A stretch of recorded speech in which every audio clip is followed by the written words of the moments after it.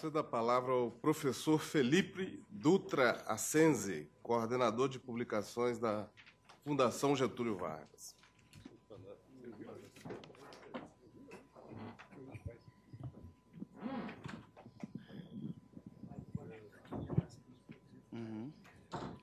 Bom dia a todos.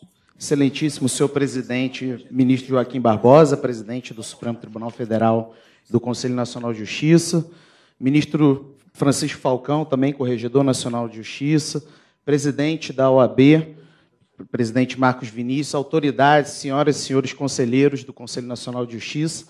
É uma honra estar aqui e parabenizo o Conselho pela iniciativa, que é louvável e certamente contribui enormemente para a eficiência do primeiro grau e para o aperfeiçoamento do judiciário. Eu organizei, na verdade, a minha exposição trazendo dois grandes eixos. Primeiro, eu quero refletir com os senhores sobre desafios, né? E quero, na verdade, apresentar 4 desafios que considero relevantes quando a gente fala de eficiência, especialmente eficiência do judiciário no primeiro grau. E depois quero refletir sobre caminhos, e aí eu trago 5 propostas a partir de pesquisas, a partir de dados empíricos e a partir de reflexões que temos feito na Fundação Getúlio Vargas. Bom, então inicio pelos desafios, e eu quero, na verdade, apontar 4 grandes desafios que devem ser considerados para uma temática como essa, né? Primeiro, a gente observa um desafio estrutural ao judiciário. O fato é que o volume de ações judiciais ele cresce em progressão geométrica. Hoje nós temos 10 ações ingressando no judiciário, amanhã nós temos 20, depois nós temos 50, e dependendo do assunto, dependendo da repercussão que ele tem nos veículos de comunicação, isso pode chegar a 60, 70. Né? Então, a gente observa um dado de que as ações judiciais elas crescem em progressão geométrica. E o outro dado é que existe uma impossibilidade estrutural do judiciário acompanhar essas ações com o crescimento de recursos humanos, seja servidores, seja magistrados. A gente observa, então, um descompasso entre o volume de ações que ingressam e o número de pessoas que ingressam no judiciário para compor os seus quadros. Isso faz com que exista uma certa disjunção e um hiato entre o quantitativo, né, que é o número de ações, e, de certa forma, o qualitativo, que é a capacidade do judiciário de responder essas ações com qualidade e com celeridade e com eficiência. Né? O segundo desafio que eu quero trazer para os senhores é justamente a dificuldade, e é uma dificuldade que é cultural nossa, de estimular efetivamente, de fazer acontecer as práticas de conciliação no Brasil. O que a gente observa é que tanto isso daí não é só uma questão de judiciário, é uma questão de cultura jurídica brasileira, né? Uma cultura fortemente adversarial, que começa, por exemplo, na Faculdade de Direito, em que basicamente é ensinado o direito material, que é o direito que as pessoas têm, e o direito processual, que é como que eu efetivo esse direito judicialmente, e isso vai se perpetrando e vai se replicando para a cultura jurídica dos profissionais de direito, e também esse modelo adversarial hoje já ingressa na própria sociedade. Né? Já observamos com uma grande facilidade pessoas que buscam o judiciário de uma maneira mais regular por conta desse modelo adversarial. O que acontece é que a conciliação ela se tornou, em muitos casos, uma mera fase processual, uma mera formalidade a ser utilizada em determinados procedimentos judiciais. Né? E a gente observa que boas práticas de conciliação, boas práticas que, inclusive, receberam notoriedade nacional, dependem muito mais de configurações políticas locais, do magistrado local, dos advogados que estão naquela experiência local, do que propriamente de algo institucional. Né? E isso daí é desafiador também. O meu terceiro desafio que eu quero trabalhar e apresentar é justamente a questão do trabalho em equipe, né, do dia a dia que eu estou pensando no cartório, no cotidiano da unidade jurisdicional. A gente observa ainda um hiato entre magistrados e servidores, seja por conta de magistrados, seja por conta de servidores, e o que faz com que a gente tenha um resultado negativo em termos de eficiência, em termos de produtividade.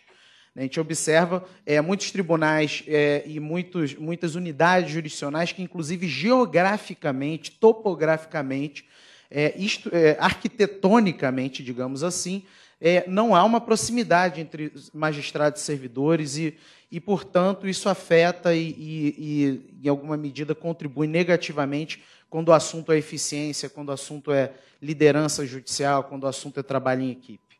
E, por último, como desafio, para depois eu caminhar para as propostas, eu quero refletir sobre uma relativa indisponibilidade de dados na primeira instância.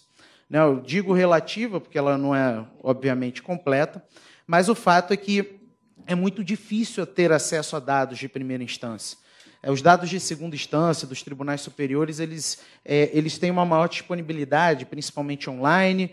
Isso daí, inclusive, facilita bastante o trabalho de professores e pesquisadores que podem ter acesso a esses dados e conhecerem melhor o que tem sido julgado, tempos de processo e por aí vai. Enquanto que, na primeira instância, a gente ainda tem desafios consideráveis em termos de acesso a dados. E como se diz um jargão muito conhecido na administração, o que não pode ser medido não pode ser administrado. Então, temos que superar, inclusive, a lógica do relatório que é prestado ao Conselho Nacional de Justiça, que é importante, mas também ir além e disponibilizar esses dados de uma maneira mais clara e mais visível, dados brutos de primeira instância. E com isso, eu trago esses 4 desafios. A questão da progressão geométrica dos processos, a dificuldade da conciliação, o problema do trabalho em equipe e também a questão de disponibilidade de dados. Considerando isso, quero trazer 5 caminhos ou 5 propostas que podem auxiliar, podem contribuir para a superação desses desafios.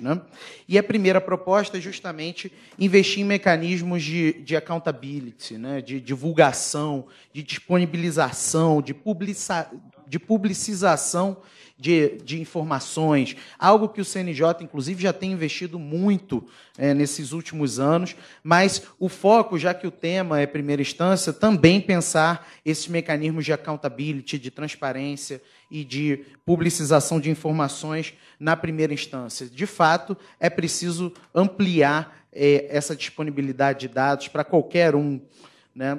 O segundo desafio que eu trago para os senhores é justamente o segundo caminho é justamente investir em tecnologia da informação com capacitação efetiva.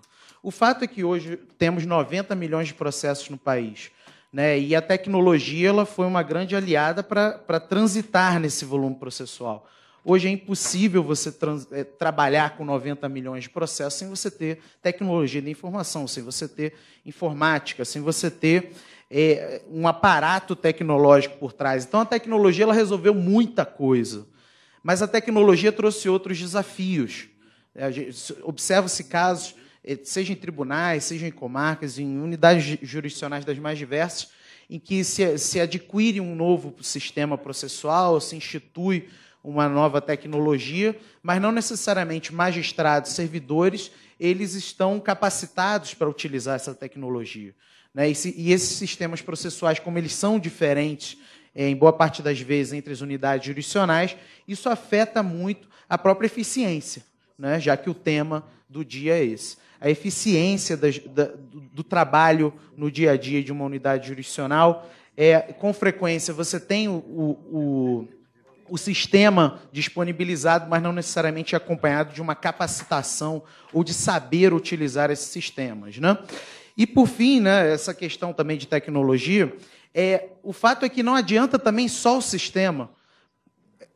Os senhores devem ter notícias de comarcas que têm problemas de internet. E há comarcas que têm a internet funcionando, mas têm problemas de luz, não chega a luz. E como que você resolve o problema da eficiência de uma maneira sensível às especificidades das unidades jurisdicionais nesses casos? O terceiro elemento, o terceiro caminho, é justamente levar a sério os mecanismos não decisórios.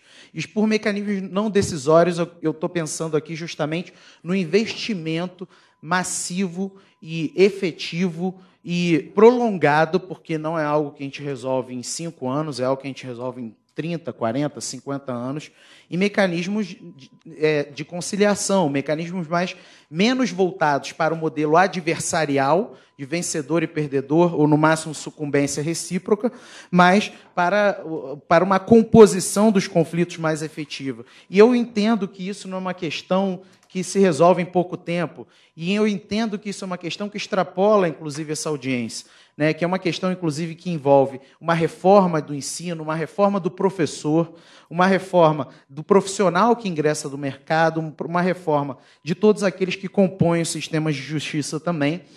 Não é da noite para o dia, obviamente, mas necessita de um grande pacto que envolve as faculdades de direito, o Ministério Público, Defensoria Pública, a magistratura como um todo, os servidores e a própria sociedade, rumam a pensar em novas formas de composição de conflitos, que não necessariamente composição decisória, adversarial.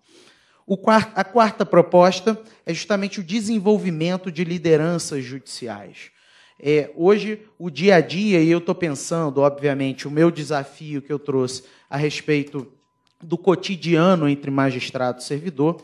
Hoje, o dia a dia, em algumas unidades jurisdicionais, ele ainda é um dia a dia sem trabalho em equipe, portanto, com uma postura muito mais de chefia do que de liderança. E a liderança, isso já existem algumas pesquisas sobre isso, ela contribui significativamente para o contexto da audiência, ela contribui significativamente para a produtividade de uma unidade jurisdicional. Unidades jurisdicionais que são colonizadas, são majoritariamente presentes por líderes, elas tendem a ter uma maior produtividade, uma maior eficiência do que unidades jurisdicionais que têm a presença massiva de chefes. E chefe, obviamente, eu não estou falando de chefe no crachá. Chefe, eu estou falando muito mais na postura, mais vertical, menos dialógica, enquanto que a lógica da liderança ela é mais horizontal e mais compartilhada e busca, na verdade, provocar nas pessoas uma discussão em conjunto e uma resolução em conjunto. E, por último, para respeitar aqui o nosso prazo também, uma intensificação dos mecanismos participativos. Um dos temas, inclusive, dessa audiência é justamente isso. Gestão participativa do judiciário. Essa audiência, inclusive, é um exemplo de participação e de gestão participativa em que todos nós podemos contribuir para os rumos da política judiciária nacional. E isso se torna também imperioso e fundamental na primeira instância.